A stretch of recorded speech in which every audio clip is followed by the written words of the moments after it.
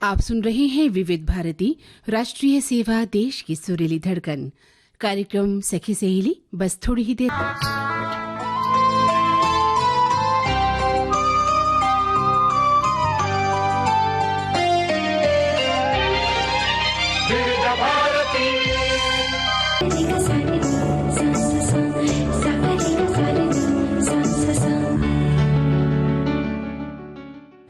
कार्यक्रम सखी सहेली सुनने वाली सभी सखियों और सखाओं को मंदाकिनी जोशी और मंजरी वर्मा का प्यार भरा नमस्कार। क्या बात है मंजरी जी। एक बार यही कह सकते हैं ना कि देखिए कुछ आज सुबह से जब हम लोग आए ना, हाँ। तो हम दोनों को देखकर सबने कुछ कहा। अब वो क्या कहा ये बताना होगा हमें। बिल्कुल, तभी तो भाई सुबह से हम आए हैं और आज हमारे जो साथ के लोग हैं, हमारी जो फ्रेंड्स हैं, जो साथी हैं, वो यही कह रहे हैं क्या बात है, आज तो दोनों जुड़वा बहने लग रही हो। क्या बात है, आज तो जो कपड़ों के कलर हैं वो भी एक ही हैं। हाँ। क्या बात है, आज दोनों एक सी लग रही हो। और हम लोग को सफाई देनी पड़ रही है, और हमें सफाई देनी पड़ रही कि नहीं हम तो अपने हिसाब से अपनी ड्रेस पहन के आए हैं। हम तो कह रहे थे कि देखिए अलमारी से जैसे हम कपड़े निकाल रहे थे ना, तो पीच कलर का मुझे पहनना था, लेकिन एकदम से मेरी नजर चली गई लाइट ग्रे पे, तो मैंने कहा आज ये पहन लेते हैं। और बस वो पहना नहीं कि यहाँ ढा दिया और हमने, है ना जी। जो दिख रहा है, चाहे हमारे पुरुष साथी हैं, चाहे हमारी महिला साथी हैं, सब यही कह रही है। हमारे इंजीनियर भी हमें बोल रहे हैं ना।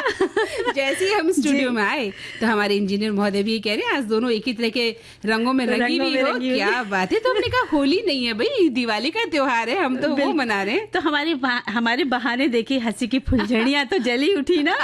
देखा जाए तो बिल्कुल सही कहा आपने कि इन बातों से हम बहुत खुश भी हुए, अच्छा भी लगा। और हंसी की फुलझड़ियां हमने आखिर क्या कहना चाहिए बिखरा दी। और दिल की बात जो कहते हैं वो किसी न किसी को तो बता ही दी। हाँ? लेकिन देखिए अभी जो हमारे विषय है ना, तो हम लोग उनकी तरफ भी तो बढ़ लेते हैं। हाँ, कि हमारे विषय जो हम लोगों ने इस बार ले रखे, तो हमारे श्रोता तो जानते ही, लेकिन हमारे जो और भी हमें सुनने वाले हैं उनके लिए तो हमें बताना ही पड़ेगा कि हमने क्या विषय आज लिए हैं। तो हमने लिया है अन्नकूट गोवर्धन पूजा, बलि पूजा और कृतिका शुक्लड़ी। इसके बारे में हम बात करेंगे जो आज सभी ने मनाया है। और जरा याद करो कुर्बानी में हम बात करने वाले हैं स्वतंत्रता सेनानी बाबू छोटेलाल श्रीवास्तव जी के बारे में बात करेंगे। और मंदाकिनी जी, जैसे कि हम यहाँ आ जाते हैं तो कई बार लगता है हम अतिथि बन के आ गए अपने घर आंगन में, है ना। तो जब हमारे घरों में अतिथि आते हैं तो अतिथियों से रोशन घर आंगन जब हो जाता है तो उसकी जो रंगत होती है वो दोनों के चेहरे पे बिल्कुल अलग सी दिखती है, बहुत ही मजा आता है। और जब अतिथि आते हैं तो हम कुछ बनाने की भी बात करते हैं ना, कुछ मीठे बना लें, कुछ नमकीन बना लें। इसी में हम महिलाएं जो हैं उलझती जाती हैं। हाँ, है ना। लेकिन फिर भी अतिथियों का आना अच्छा ही लगता है, घर में रौनक अच्छा होती है। और हाँ, ये अलग बात है कि अतिथि किस तरह के हैं ये भी कई बार सोचना पड़ता है। अब हम बहुत सारी बातें भी करेंगे, बहुत सारे संदेश भी हमारे पास आ गए। तो आज तुमने बहुत सारे व्यंजन बनाए और लेकर भी आई थी। हाँ, जो बताइए हमारे श्रोताओं को कि आज कुछ मीठे और कुछ नमकीन व्यंजन बताएंगे। बिल्कुल बताएंगे, वो झटपट बताएंगे। और कुछ हमारे साथियों ने लिखे हैं तो उनको भी लेकर के हम पढ़ेंगे। हाँ। तो बड़ा मजा आएगा। फिर देखते हैं क्या बनता है। और अपने व्यंजन बताएंगे तो जो आज आपने खाया था, क्या खाया था भाई? हरे रंग की जो है हमने नारियल बर्फी खाई है, जो कि आपके पति देव ने बनाई थी, हमें पता चला। तो खाने पर स्वाद दोगुना हो गया। अच्छा लगा कि घर में जो है पुरुष भी बढ़ चढ़कर इस त्योहार में साथ दे रहे हैं पत्नियों का, और मिलकर मिठाई बना रहे हैं, क्योंकि उनका हाथ तो मीठे में बहुत अच्छा है। वैसे नमकीन भी अच्छा बनाते, सुन रहे होंगे प्रोग्राम तो कहेंगे अच्छा। मीठा तो अच्छा बनाते, तो मैंने कहा भाई मीठे की आप संभालिए, बिल्कुल, और नमकीन मैं बनाती हूँ। तो हम ये चाहते हैं कि सखी सहेली के इस मंच से आज हमारे पुरुष साथी लिखकर भेजें कि उन्होंने अपने अपने घर में क्या क्या बनाया। देखिए महिलाएं तो लिखेंगी कि मैंने ये बनाया, लेकिन पुरुष जो हमारे सखा हैं उन्होंने अपने घर में क्या बनाया, इसका आज हम आनंद उठाना चाहते हैं। हमारे सखा सुन के हंस रहे होंगे, बोलेंगे मैंने तो खाई है चीजें, बनाई नहीं है। तो हाँ, कई झूठ भी लिख सकते हैं कि मैंने ये बना लिया है ना। नहीं झूठ तो नहीं लिखेंगे, लेकिन कहेंगे नहीं हमने तो खाई है। लेकिन कुछ होंगे ऐसे जिन्होंने घर में मिठाई में सहयोग दिया होगा, नमकीन बनाने में सहयोग दिया होगा। और हम ये भी चाहते हैं कि जो श्रोता या जो सखा है सखी इस समय सुन रहे हैं वो www.facebook.com/VBS मुंबई पर जाकर जुड़ सकते हैं, हमारे फेसबुक पेज से जुड़ सकते हैं, हमारे नए मेहमान वो भी बन सकते हैं, जैसे आज हमने कहा है, हम अपने नए मेहमानों का स्वागत करेंगे, हमारे अतिथि बन के आइए फेसबुक पेज पर, जैसे कि आज हमारा वो विषय भी है कि अतिथियों से रोशन घर आंगन, तो आज हमारा घर आंगन और रोशन हो जाएगा। बिल्कुल, उसमें मतलब हमारी सखी सहेली के मंच में हमारे अतिथियों का, श्रोताओं, भाइयों का, बहनों का स्वागत हमेशा रहेगा। तो आप जुड़िए हमारे फेसबुक पेज से और बताइए कि आज आपने अपने घर में क्या क्या मिठाई बनाई, और हम आपको सुनवाते हैं। और वही मैं पूछना चाह रही थी कि कहानी बना तो नहीं देगी ना, तुम बना तो नहीं दोगी? हमने दिल की बातें करी, कितनी सारी कहानी बना दी है ना। और देखिए हमारे जो साथी है उन्होंने एक बड़ी खास बात लिखकर भेजी है। क्या? कि लिखते हैं, नए साल का प्रथम सखी सहेली मंच संभाल रही दोनों बहनें मंदाकिनी जी और मंजरी जी को विद भारती परिवार के संग सभी मित्रों का सप्रेम नमस्कार भेजा है इन्होंने, तो इनको भी हम लोग नमस्कार करते हैं। और ये लिखते हैं कि किसी भी शुभ कार्य का प्रारंभ करने के लिए भगवान श्री गणेश का नाम प्रथम लिया जाता है, मतलब प्रथम उनकी पूजा होती है, और भगवान गणेश जी का वार बुधवार भी आज है। बिल्कुल, प्रथम पूजे गणपति जी। और इसी दिन शुरू हो रहा है गुजराती नया साल विक्रम संवत 2082। अच्छा, मतलब 2082 के शुभ आरंभ पर आप सभी को हार्दिक बधाई और शुभकामनाएं। नया साल आप सभी के लिए सुखमय और स्वास्थ्यप्रद रहे, यही कामना करते हैं। तो भाई नववर्ष की हम भी शुभकामनाएं देते हैं विविध भारती परिवार की ओर से सभी को नववर्ष की शुभकामनाएं जी। और हम लोग बात कर रहे थे, देखिए आज अन्नकूट है, गोवर्धन पूजा जिसे कहा जाता है, और बलि पूजा भी साथ में हम उसकी बात करेंगे। कृतिका शुक्लड़ी भी है तो उसकी बात करेंगे। जो दीपावली के अगले दिन अर्थात कार्तिक शुक्ल प्रतिपदा को प्रातः गोवर्धन पूजा, गौ पूजन एवं अन्नकूट पर्व मनाया जाता है। और गोवर्धन पूजा में सुबह मकान के द्वार में गौ के गोबर का गोवर्धन पर्वत बनाकर उसकी पूजा करते हैं, साथ ही गौ पूजन भी करते हैं। और मंदाकिनी जब गोवर्धन पर्वत बनाया जाता है, घरों के दरवाजे पे बनाते हैं, बहुत सुंदर उसका रूप होता है गोबर से बनाना। उसमें करवा की जो सीखें होती वो जौ और कई तरह से उनके हार वार इतने सुंदर से बनाए जाते हैं, कान के कुंडल, मुकुट, सब देख के एकदम भव्य लगता है। सुबह सुबह स्त्रियां उठती हैं और घर के बाहर जाकर जो है जो गोवर्धन पूजन के लिए पर्वत बनाती हैं, गाय की गोबर से। कुछ आंगन में भी पूजा करती हैं, जब चौक बनाती हैं गोवर्धन जी की, तो वो बहुत सुंदर बनती है। बिल्कुल, ये तो कलाकृति है और आपके हाथ की भी हुनर होती है कि कौन बहन किस तरीके से उसको सजाती है। और ये जो पूजा होती है ना, पंजाब में, हरियाणा में, उत्तर प्रदेश में, बिहार में भी काफी प्रसिद्ध है मंजरी। और गोवर्धन पूजा को अन्नकूट पूजा के नाम से भी हम जानते हैं। और इस दिन घरों में गाय के गोबर से, जैसा भी आपने बताया, गोवर्धन नाथ जी की छवि बनाकर उनका पूजन किया जाता है और अन्नकूट का भोग लगाया जाता है जी। और ये परंपरा द्वापर युग से चली आ रही प्राचीन कला के अनुसार भगवान कृष्ण ने ब्रज में इंद्र की पूजा के स्थान पर कार्तिक शुक्ल प्रतिपदा के दिन गोवर्धन पर्वत की पूजा प्रारंभ करवाई। बिल्कुल बिल्कुल। और इस संबंध में एक लोकप्रिय कथा भी कई बार हम बताते भी हैं, पढ़ते भी हैं। ये कथा अनुसार है कि भगवान श्री कृष्ण ने इंद्र का अभिमान चूर करने के लिए गोवर्धन पर्वत को अपनी छोटी उंगली पर उठाकर संपूर्ण गोकुल वासियों की इंद्र के कोप से रक्षा की थी। बिल्कुल। और तभी से ये जो पर्व है ये मनाया जाने लगा है। तो इंद्र का अभिमान चूर हो गया था और उन्होंने श्री कृष्ण से माफी मांगी थी।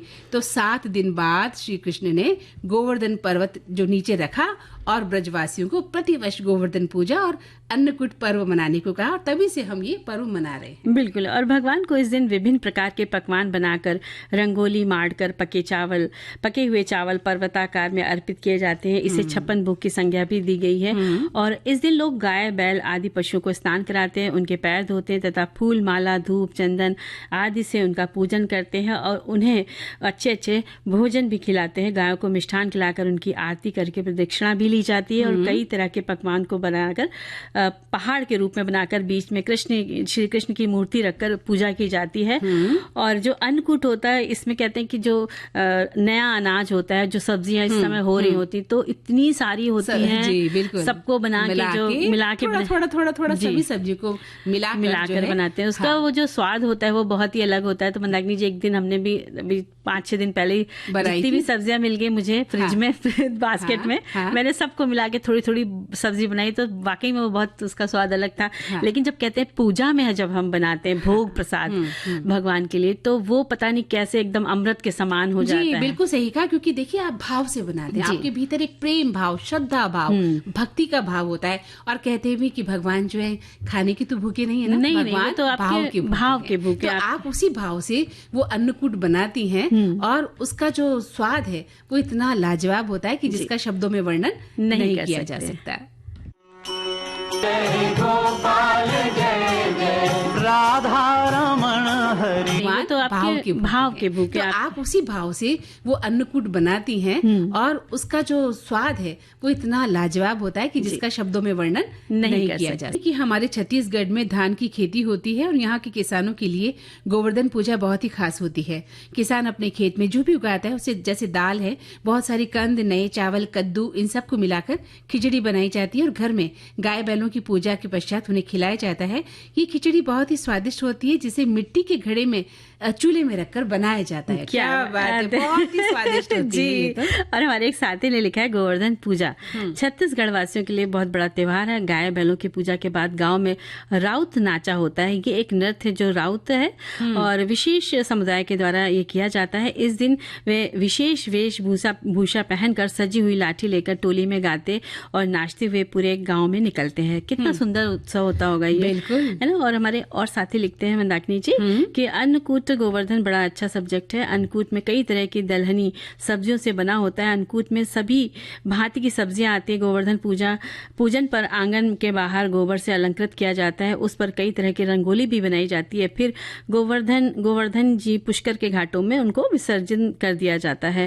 वाकई में जो हमारे घर की बुजुर्ग महिलाएं हैं या हमारी और सखियां हैं, भाभी, जैसे चाची, मामी कह लो, उन सब के अंदर उनके हाथों में जो होता है इन परंपराओं को, इन संस्कृतियों को लेकर के चलने की जो एक शक्ति होती है, ताकत होती है। जब त्योहार आते हैं तो वो पूरा अपना उनका हुनर जो कहते हैं, कला कौशल सब सामने आ जाता है। वो भूलती नहीं है एक एक चीज जो अपने पीढ़ी से सीखी होती है। जो हमारी है ना, हमारे भारत की संस्कृति है, हर त्योहार की पीछे छिपी जो कहानी है उनको वो महिलाएं जानती हैं और उनकी सास ने या दादी ने जो भी चला परंपरा है बिल्कुल हमारे देश में। और एक श्रोता लिखते हैं कि ये त्योहार इस बात पर महत्व देता है कि मनुष्य को प्राकृतिक संसाधनों जैसे कि पहाड़, गाय और प्रकृति के अन्य तत्वों का सम्मान करना चाहिए। और ये भगवान कृष्ण द्वारा इंद्र के अभिमान को तोड़ने और भक्त को ये संदेश देने का प्रतीक भी है कि अहंकार विनाश का कारण पन, गोजा और खीर बनती है। चावल की खीर में छोटी छोटी आटे की पीठियां डाली जाती हैं। इसे लोग अमर पीठा बोलते हैं। क्या बात है, बड़ी स्वादिष्ट चीजें और ट्रेडिशनल चीजें लिखकर भेजी हैं। तो लग रहा है कि भाई ये कैसे बनेंगी, है ना। जी बिल्कुल। देखिए एक श्रोता ने भी लिखा है कि गोवर्धन पूजा जो है प्रकृति के प्रति कृतज्ञता और अहंकार पर भक्ति की विजय का प्रतीक है। अन्नकूट समुदाय में एकता और भरपूर भोजन की खुशी साझा करने का भी प्रतीक है। बलि पूजा भक्ति में समर्पण और अहंकार के पतन का संदेश देती है। तो संक्षेप में ये कहा जा सकता है कि ये सभी पर्व हमें प्रकृति, ईश्वर और समुदाय के प्रति विनम्रता, कृतज्ञता और भक्ति का भाव रखने की शिक्षा देते हैं। तो मंदाकिनी जी एक गीत सुन लेते हैं, फिर आगे बढ़ते हैं। अच्छा चलिए, आपने कहा है तो आपके आदेशों का पालन करना चाहिए ना। हमें सुनाया है कि कभी होठे से मुझे भी लगा ले, बांसुरी बनाई के, है ना जी। तो आपको पता है कि कृष्ण अपनी बांसुरी को होठों से लगाए रखते थे, क्योंकि ये जो है प्रेम, सद्भाव और आध्यात्मिकता का प्रतीक था, है ना, जिससे प्रकृति और सभी जीवों को मोहित करने की एक शक्ति मिलती थी। उनकी बांसुरी जब वो बजाते थे और जो बांसुरी का मधुर संगीत था वो सारे तनाव को, वहाँ की नकारात्मकता को दूर कर देता था। बिल्कुल सही कहा। और एक बात और थी, कहते हैं कि कृष्ण ने इस बांसुरी को एक वाद्य यंत्र से बदलकर आध्यात्मिक माध्यम बना दिया। सही बात है। बांसुरी जो कहते हैं कि बजाना आसान नहीं होता है, लेकिन बांस से बनी हुई बांसुरी होती है, उसमें छेद होते हैं, तो उसमें किस में से किस क्या सुर निकलने वाला है, ये तो जो बजाता है उसको ही पता रहता है। तो कृष्ण जब इस बांसुरी को बजाते थे तो बांसुरी की धुन इतनी मधुर होती थी कि गाय, गोपियां, यहाँ तक कि राधा रानी भी मंत्रमुग्ध हो जाती थी। सही बात है। और सभी जीवों में एक शांति की स्थापना हो जाती थी। बिल्कुल। अभी भी कोई बांसुरी बजा रहा होगा ना, तो लगेगा बस सुनते ही रहो, सुनते ही रहो। कहीं दूर जब बांसुरी की कोई धुन सुनाई देती है तो लगता है कि इसको सुना जाए। और हमारे देखिए एक साथी हैं, उन्होंने गोवर्धन पूजा के बारे में लिखा है कि गोवर्धन पूजा का मेवाड़ क्षेत्र में भी काफी महत्व है और यहाँ भी घरों में बहुत उत्साह से मनाया जाता है और मंदिरों में अन्नकूट का आयोजन होता है। आजकल वैसे घर पर मिठाई बनाने का प्रचलन बहुत कम हो चुका है, लेकिन फिर भी कुछ व्यंजन खास तौर पर बनते हैं जिसमें बेसन की चक्की शामिल है। वही मैं घर में कोई मिठाई नहीं बनाई, लेकिन मैंने नहीं बनाई। मैं रोज सुबह चाय बनाकर हम परिवार वालों को मतलब वो पिलाते हैं। और दीपावली पर रखी आपको बहुत बहुत शुभकामनाएं भेजी। तो इन्होंने इस जवाब में लिखा है कि भी आपने मिठाई बनाई कि नहीं बनाई हमारे सखाओं ने। तो इन्होंने कहा कि मैं रोज जो है सुबह चाय बना के पिला देता हूँ। क्या बात है, बहुत बहुत धन्यवाद आपका कि आप कभी हमें भी पिला दे। तो चलिए आज बात कर लेते हैं बलि पूजा के बारे में। राजा बलि पूजा महाराष्ट्र में मनाई जाती है। ये त्योहार राजा बलि के सम्मान में मनाया जाता है, जिन्हें वामन अवतार के दौरान भगवान विष्णु ने पाताल लोक में भेज दिया था। इस दिन को बाली प्रतिपदा या बाली पड़वा के रूप में भी जाना जाता है। बिल्कुल सही कह रही हैं आप। और इसी दिन मंजरी शाम को जो है मार्गपाली और राजा बलि की पूजा की जाती है।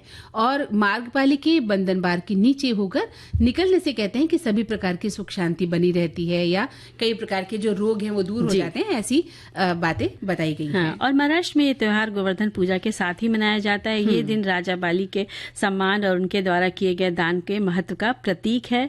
और इन त्योहारों के दौरान भगवान कृष्ण और गोवर्धन पर्वत की पूजा की जाती है और भक्त विभिन्न प्रकार के अन्न को और शाक सब्जियों का मिश्रण जिसे अन्नकूट बनाकर भगवान को भोग लगाते हैं। तो आज सबने बहुत विधि ऐसी बातें बताई गई हैं। और महाराष्ट्र में ये त्योहार गोवर्धन पूजा के साथ ही मनाया जाता है। ये दिन राजा बाली के सम्मान और उनके द्वारा किए गए दान के महत्व का प्रतीक है। ऐसी बातें बताई गई हैं। और महाराष्ट्र में ये त्योहार गोवर्धन पूजा के साथ ही मनाया जाता है। ये करीब भगवान का ध्यान किया और बढ़िया बढ़िया पकवान भी होता है। और ये त्योहार मुख्य रूप से गोवर्धन पर्वत की पूजा और अन्नकूट को समर्पित एक त्योहार है। बिल्कुल। और हमारे जो साथी उन्होंने भी संदेश रखकर भेजा है कि कभी कभी संदेश भी होते हैं ना आगे पीछे हो जाते हैं। एक श्रोता जो है लिख भी रहे हैं, देखिए बहुत अच्छे संदेश आए हैं कि अन्नकूट पर्व पर या जो भी गोवर्धन पूजा आप मना रहे हैं, बहनें अपने भाइयों के लिए पर्व को संपन्न करते हुए लंबी आयु की कामना करती हैं। और गोवर्धन पूजा भगवान श्री कृष्ण के द्वारा आज ही के दिन अपने ग्वाल बाल सखाओं को इंद्र के कोप से बचाने के लिए की जाती है। और सखाओं को वो रखा करते थे अपने साथ, जिसके फलस्वरूप इंद्र का कोप शांत हुआ और वरुण देव को वर्षा बंद करने का आदेश भी देना पड़ा। तो इस कथा का एक आध्यात्मिक पहलू भी है, ऐसा कह रहे हैं। और हमारे एक साथी लिखते हैं कि आज हम 3 दोस्तों ने मिलकर 56 भोग बनाए हैं। क्या बात अच्छा। है। अभी भोग नहीं लगाया, बस तैयारी चल रही है हमारी दोस्त के घर में। और आपका ये प्रोग्राम भी सुन रहे हैं तो काम भी आसान हो गया। वैसे हमारी खीर और चूरमा बहुत ही अच्छा बना है। भाई ये तो आप लोग बना रहे हैं, हम तो सिर्फ इमेजिन कर सकते हैं। 3 दोस्त मिलकर बना रहे हैं। तो भाई हमने ये उम्मीद तो नहीं की थी, है ना। हम तो सोच रहे थे कि अपने अपने घर में सखा कुछ मिलकर बनाएंगे। तो भाई देखिएगा ठीक से सामग्री ठीक से होनी चाहिए। 3 दोस्त मिलकर बना रहे हैं तो बहुत अच्छी बात है। ये अच्छी शुरुआत है। अच्छी शुरुआत। 3 सहेलियां मिलकर तो बनाती हैं, ये तो सुना है। लेकिन 3 दोस्त मिलकर अगर मिठाई बना रहे हैं, 56 भोग बना रहे हैं, बहुत अच्छी बात है। और हम भी कोशिश करते हैं आप तक पहुंचने की बिल्कुल। और आप खाइएगा तो मुझे भी याद कीजिएगा। जी। तो मंजरी, अब तो अंतराल के बाद सखी सहेली कार्यक्रम में हम फिर उपस्थित हैं और सभी सखियों और सखाओं का अभिनंदन करते हैं, स्वागत करते हैं। और एक गीत सुन ले पहले। हाँ, पहले एक गीत सुन लेते हैं, फिर आगे बात कुछ कहना चाहती हो? नहीं, गीत के बाद कहेंगे। मुझे लग रहा है आपने कोई संदेश ढूंढ लिया है, तो बताइए। नहीं, हम सोच रहे बाद में करेंगे।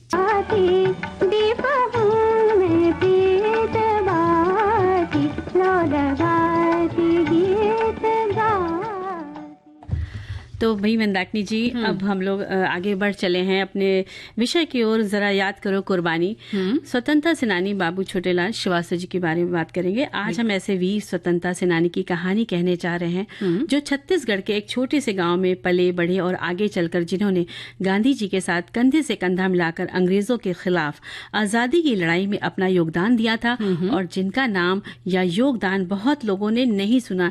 ऐसे गुमनाम सेनानियों की वीरगाथा देश की माटी का गौरव है और जिन्होंने अपनी मातृभूमि के लिए अपना संपूर्ण जीवन बलिदान कर दिया, जिनका मानना था कि उनकी मिट्टी सिर्फ भूमि नहीं बल्कि उनकी विरासत है, जिसके लिए अपनी जान भी जाए तो कोई गम नहीं। गम नहीं, बिल्कुल सही कहा मंजरी।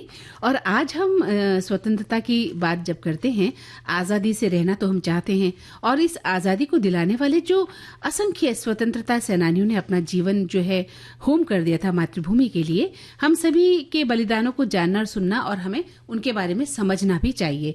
और बाबू छोटेलाल जी की जब आज हम बात कर रहे हैं तो उनका जन्म 28 फरवरी को हुआ था 1889 को कंडेल के एक संपन्न परिवार में हुआ था, यानी 1889 में हुआ था, और कंडेल के एक संपन्न परिवार में। और पंडित सुंदरलाल शर्मा और नारायण राव मेघावाले के संपर्क में आकर उन्होंने राष्ट्रीय आंदोलनों में भाग लेना भी शुरू कर दिया था।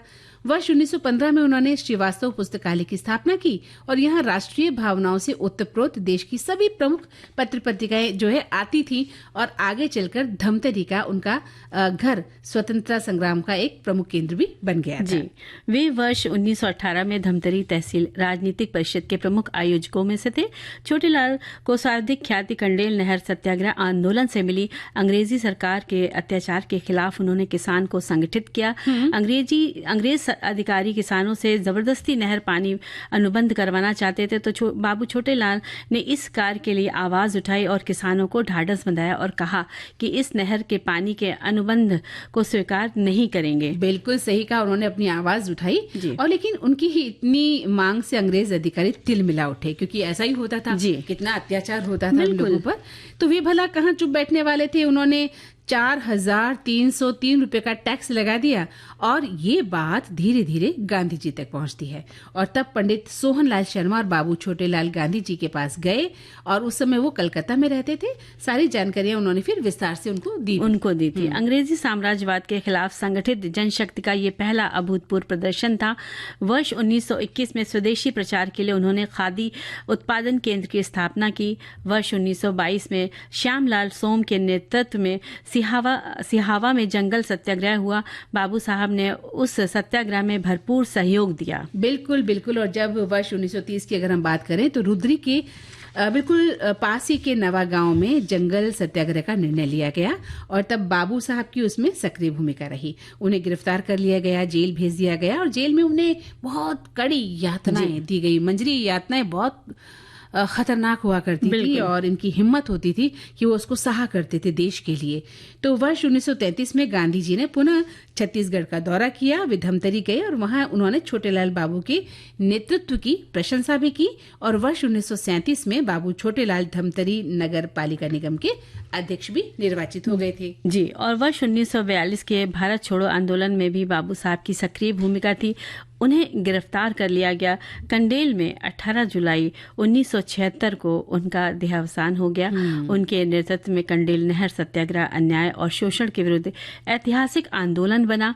उनका त्याग, संघर्ष और राष्ट्र प्रेम हमें सदैव प्रेरित करता रहेगा। और हम ऐसे महान स्वतंत्रता सेनानी को सैल्यूट भी करते हैं, नमन भी करते हैं।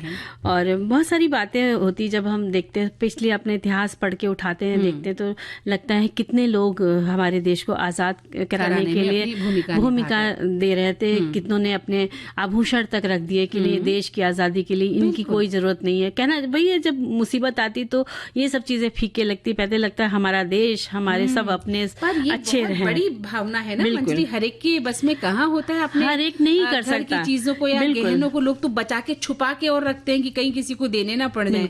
वो देश प्रेम के लिए अपना जीवन, सच शरीर का एक एक कतरा उन्होंने दान कर दिया। बिल्कुल जेवर तो कुछ भी नहीं है। हाँ, जान है, रक्त है, दान कर सुविधाएं हैं जिन्हें हम गले से लगा कर रखते हैं। और इनका क्या होने इनका जो बलिदान है वो मतलब कहना चाहिए कि वो दिलों में एकदम जब भी सुनते हैं तो उनकी यादें रूह कांप जाती है, रोंगटे खड़े हो जाते हैं। वो बलिदान की हम एक कतरा भर कल्पना नहीं कर सकते हैं। बिल्कुल सही बात है। कुछ श्रोताओं ने भी कुछ लिखा है, अगर आपके पास हमारे श्रोताओं ने बहुत सारे अब अतिथियों के ऊपर हमारे बहुत सारे संदेश लिखकर भेजे हैं। अच्छा? जो हम अगला विषय उठाएंगे तो हमारे साथी लिखते हैं कि अतिथि देवो भव। बचपन में इसका मतलब नहीं जानते थे, लेकिन जब कभी हमारे घर कोई मेहमान आते तब हम सभी बच्चे बड़े खुश होते, क्योंकि वो मेहमान कुछ दिन रुकने के बाद जाते वक्त हम सभी बच्चों बच्चों को 98 या 1 रुपया हमें देकर जाते, तब बड़े खुश हो जाया करते थे, क्योंकि उन दिनों साल 1960 के आसपास की बात इन्होंने लिखी है। ये रकम बड़ी हुआ करती थी, इसीलिए वो अतिथि हमारे लिए देवो मतलब कुछ देकर जाने वाले में से एक देव हुआ करते। बिल्कुल सही बात कही है। उस समय 54, 98, 1 रुपया इतना होता था कि हम सोचते थे 5 पैसे में ये खा लेंगे, 2 पैसे में आइसक्रीम खा लेंगे, है ना। 10 पैसे की आइसक्रीम आती थी, 5 पैसे क्या, अब 1 रुपया तो बहुत हो जाता था कि मतलब हम 100 रुपए के बराबर, 100 रुपए के बराबर। तो वो जमाना कुछ अलग ही था। तो भाई मेहमान आज भी आते हैं, लेकिन अब थोड़ी मुद्राएं बढ़ गई हैं या उनका देने का तरीका बदल गया, कुछ उपहार दे देते हैं। तो उपहार की बात चली तो क्यों ना हम लोग एक गीत ही उपहार में पहले दे देते हैं, फिर बातें करते हैं। कि अतिथि पर बात तो हम करने ही वाले हैं। पहले यदि आप अब कोई नई कार या बाइक लेने की तैयारी कर रहे हैं तो वो आपको काफी किफायती दामों पर उपलब्ध होगी। जीएसटी परिषद ने छोटी कारों, 350 सीसी तक की बाइक और तिपहिया वाहनों पर टैक्स 28% से घटाकर 18% कर दिया है। 22 सितंबर 2025 से लागू होने वाला ये त्योहारी तोहफा एंट्री लेवल गाड़ियों को और भी किफायती बना देगा, जबकि लग्जरी कारें और बड़ी बाइक 40% के नए स्लैब में आ गई हैं, लेकिन फिर भी उन पर कम टैक्स लगेगा। हाँ तो मंजरी, अब बात हो जाए हमारे अतिथियों की, मेहमानों की। बिल्कुल, हमारे घर में जब अतिथि आते हैं तो हम कितने स्वागत के लिए, सत्कार के लिए एकदम तैयार रहते हैं कि अब वो आने वाले हैं, तो पहले तो घर साफ कर लें, फिर उसके बाद हम क्या पहनेंगे, हमारे बाल ठीक है कि नहीं, हम कैसे लग रहे हैं, उनके लिए क्या बनाने वाले हैं, क्या मटेरियल फ्रिज में है या नहीं है। फिर अपने हस्बैंड को दौड़ाते हैं, चाहिए ये ले आई, वो ले आई, पूरी लिस्ट थमा देते हैं। और अब तो मंदाकिनी जी, लिस्ट पेपर पे लिखने का फैशन ही नहीं चला गया, जिसे कहते है ही नहीं। अब सीधा आप बाजार जाओ, मोटरसाइकिल स्टार्ट करो, मैं व्हाट्सएप पे भेज रही हूँ, लिस्ट भेजने वाली हूँ। सही कहा, तो ये चीज भी हो जाती है। बिल्कुल सही कहा आपने। अब समय बदल गया है, जहाँ पहले हम बहुत ही सादगी के साथ रहा करते थे और जो घर में बनता था वही हमारे मेहमान खाया करते थे। लेकिन आजकल तो सोचना पड़ता है कि भाई हम क्या खाएं, ये अलग बात है, लेकिन हमारे मेहमानों के लिए क्या क्या होना जरूरी है। और मेहमान भी उम्मीद करते हैं कि भाई जाएंगे तो अच्छी आवभगत होगी हमारी, कुछ मीठा नमकीन होगा। एक श्रोता लिख भी रहे हैं, देखिए कि अतिथियों से रोशन घर आंगन की विषय जो बहुत अच्छा लिया है आपने। और सच में मेहमान आते हैं खास करके त्योहारों में, तो उनके आने से एक रौनक तो होती है और सचमुच आंगन है, रोशन हो जाता है घर आंगन। और हमें ये नहीं सोचना चाहिए कि अतिथि आ गए और हम परेशान हो जाएंगे, ऐसा नहीं सोचें। ये त्योहार, ये रिश्तेदार आपके त्योहार की रौनक बढ़ाने आते हैं, आपके साथ त्योहार मना के जाते हैं, ये बहुत अच्छी बात है और हमें अपने अतिथियों का हर हाल में स्वागत करना चाहिए। और एक हमारे साथी लिखते हैं कि खम्मा घड़ी मंदाकिनी जी, अतिथियों से रोशन घर आंगन बड़ा अशांति सब्जेक्ट, मतलब बड़ा अच्छा सब्जेक्ट कहना चाहिए, लिखना चाहिए था उन्हें। कुछ अलग सा लिखा है। अतिथियों के होने से चहल पहल हो जाती है। इस वक्त तो मतलब इसी तरह चलता रहता है। हमारे यहाँ तो हमारे पिता और उनके बहनोई के लिए मान ना मान मैं तेरा मेहमान जैसा है, क्योंकि दोनों चाल चलन प्रत्येक दिन ही रहता है। और जब पिता दूसरे जगह होते तो कम रहता है। अतिथियों के प्रति हमारा शिष्टता सत्कार होना चाहिए। हमारे सदस्यों में ये मूल बातें जानने नहीं बजाय शेखी बगाने के वो कह रहे हैं। हमारे तो 2 तरफा से अतिथि होते हैं, मतलब कहना चाहिए कि हम मान सम्मान तो हम दोनों को देते हैं। कोई जो अगर आपका मान दान आ जाता है तो हमें वो भी अतिथि हमारा, तो उसको तो हमें सम्मान तो वैसे ही देना है, कहना चाहिए। एक श्रोता लिख रहे हैं कि मेहमानों से ही घर आंगन रोशन होता है। उनका आगमन केवल एक रस्म नहीं बल्कि रिश्तों का उत्सव है।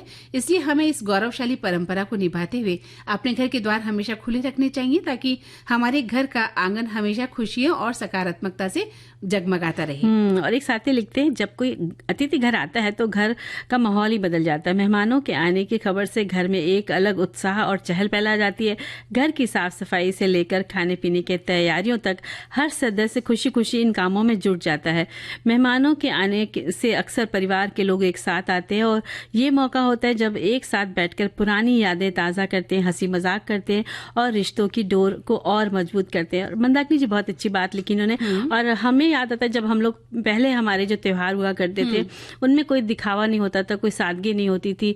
मेहमान आते तो सब दरी चटाई बिछा के नीचे और एक थाल में खील लैया है, चूड़ा है, खील गट्टे खिलौने जो होते हैं, बताशे, ये सब रख दिए जाते थे। होते थे, गुलाबी गुलाबी सफेद, कोई हाथी बना है खिलौना में, कोई अलग-अलग आकृति होती थी, वही हम खाया करते थे। तो हम लोग मुट्ठी भर भर के उसको लेके खाते थे, तोड़ के मीठा खाते थे, और होता था कि ज्यादा कौन खा लेगा, ये भी होड़ रहती थी। वो तो हम थोक के भाव खाते, और जो भी जिसके यहाँ उपलब्ध होती थी, चाहे दही बड़ा बना जो भी हो, सब लोग मिल बांट के खाते थे। और मेहमान भी ऐसे होते थे मंदाकिनी जी कि वो बैठते नहीं थे, वो आपकी जाके रसोई में पूरी हेल्प कराते थे। कभी रंगोली सजा रहे हैं, कभी किचन में लगे हैं, कभी बच्चों के साथ एंजॉय कर रहे हैं, तो वो एक अपनापन जो था रिश्तों में देखने को मिलता था।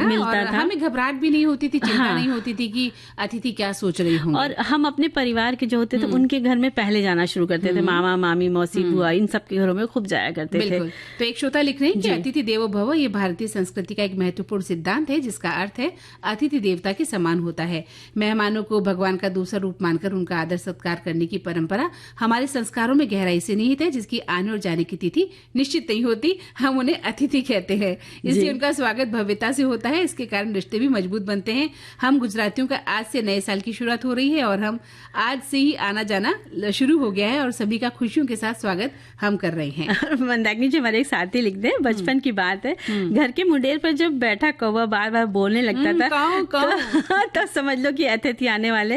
लेकिन आजकल वैसे कौवे कहाँ हैं, लेकिन नहीं, आजकल भी हमें तो देख कई बार कौवा बोलता तो हम कहते भैया कोई आने वाला है, और कई बार आता नहीं और कई बार पानी का गिलास गिर जाए अचानक, तो मतलब उस समय भी होता था पानी गिलास गिर गया, मम्मी कहीं अब देखो कोई आ रहा है, और वाकई में कोई ना कोई आ जाता था, तो एक कहना चाहिए वो जुड़ जाती है उससे चीजें। बिल्कुल सही कहा। एक ने लिखा है कि झूठ बोले कौवा काटे, इसलिए सच कह रहा हूँ कि ऑफिस से छुट्टियों के दिनों में दीपोत्सव की तैयारी में घर की सफाई और सजावट में अपनी सखी यानी कि धर्मपत्नी का हाथ बटाया है। व्यंजन तो मैंने बनाया नहीं, परंतु व्यंजन की सामग्री जरूर मार्केट से लेकर आया हूँ, और घर पर बने पकवान, व्यंजन, मिठाई, चक्की, अदरक इलायची वाली चाय आदि धर्मपत्नी और दोनों बेटियों को जो कि गवर्नमेंट जॉब में है उनके द्वारा बनाई भी जा रही है। क्या बात है। आपने कहा कि घर की मुंडेर पर कौवा जब बार बार बोलता है तो समझ लो कोई अतिथि आने वाले हैं, लेकिन आजकल वैसे कौवे हैं कहाँ। सही बात है। चलिए हम लोग गीत सुनते हैं इसी के साथ। अब तो भाई भूख लगने लगी, तो हमारे साथियों ने भी बहुत सारी बातें लिखकर भेजी है। एक ने बड़ी अपनी यादें ताज़ा करी है, लिखते हैं कि मंजरी जी आपकी बातें सुनकर हमें इनकी याद आ गई। वो अब इस दुनिया में तो नहीं है, पर वो नमकीन बहुत ही अच्छा बनाते थे। सिंपल सा पोहा, मूंगफली और कड़ी पत्ता, बस इसमें नमक, हल्दी और अमचूर पाउडर डालकर किचन में डाल के मतलब बनाते थे, और किचन थोड़ा सा फैल जाता था, और बाद में उससे भी ज्यादा देर हमें उसकी सफाई में लग जाती थी। और एकदम उनके जैसा तो नहीं, पर वही नमकीन हम जरूर बनाते। वैसे जब भी वो बनाते थे तो हमें उनके साथ ही रहना होता था मसाला मिलाने के लिए, वाकई में तेल में जाते थे। हाँ। एक लिख रहे हैं कि देखिए हमारी धर्म पत्नी जी जो है अपने रहते हुए हमें रसोई में आने ही नहीं देती हैं, किचन में आने से रोकती हैं, जबकि हम हॉस्टल में जब रहते थे तो प्राय बहुत कुछ बनाया करते थे। इन्होंने तो मतलब अपना पल्ला झाड़ लिया है ये कहकर कि हम घर में कुछ भी नहीं बनाते क्योंकि हमारी धर्मपत्नी हमें अंदर आने नहीं देती हैं। एक श्रोता लिख रहे हैं कि मंदाकिनी जी, मंजरी जी, आपके आने से सखी सहेली रोशन हो गई है, मनमोहक बातों से चैतन्य की लहर छा गई है, सुंदर समायोजित गीतों से सुरीला हो गया है प्रोग्राम, और आप दोनों को सभी साथियों को दीपावली की हम शुभकामनाएं देते हैं। और एक हमारी साथी लिखते हैं, व्यंजन कुछ मीठे कुछ नमकीन स्वाद, भाई खट्टी मीठी नमकीन और बिस्कुट भी बाजार में मौजूद है, और कितने ही अच्छे ढंग से घर पर बनाए, कुछ ना कुछ कमी रह ही जाती है। अब ऐसे वे क्या कोई घर पर बनाए जब बाजार उपलब्ध है। अरे और तो और दही बड़ा भी घर का बनाया हुआ बाजार जैसा नहीं फूल पाता है। हाँ, घर पर खट्टा मीठा कचालू जरूर ही बना लेते हैं, और इसके लिए सबसे पहले इमली और चीनी को पानी में भिगो कर रखें, और आलू उबाल कर छील लें और मनचाहा आकार काट लें। इसमें इमली और पानी चीनी का रस मिला लीजिए, नींबू मिला दीजिए, नमक, नमकीन डालिए, हरी धनिया के पत्ते, मूली के पत्तों से गार्निश करें, प्लेट में सर्व करें, खुद खिलाएं और खाएं भी, और जी भर के आप मतलब तारीफ करें, नुकसान नहीं करेगा। और ये जो देखिए एक लिख रहे हैं कि मैं वैसे मुझे कुछ बनाना नहीं आता, सिर्फ खाना ही आता है, लेकिन फिर भी मैंने इस साल मीठा मुखवास वाला पान बनाया है। इसमें कुछ खास तो नहीं होता, बाजार से सब चीज लाया और फिर सबको मिला दिया, लेकिन दूसरे एक ड्राई फ्रूट खजूर खजूर बॉल्स भी मैंने बनाया है, जिसमें पहले काजू और बादाम छोटे छोटे टुकड़े करके उनको घी में फ्राई कर लिया, फिर उनको एक तरफ रखकर खजूर के बीज निकाल के धीमी आंच पर उसको घी में फ्राई करा। जब पूरा एक हलवा जैसा न बन जाए फिर उसको उतारकर उसमें जो ड्राई फ्रूट्स रखे थे उसको डाल दिया और छोटे छोटे बॉल्स बनाकर कोबरा पाउडर में उसको रगड़ देंगे, बस हो गई ड्राई फ्रूट्स जो बॉल्स।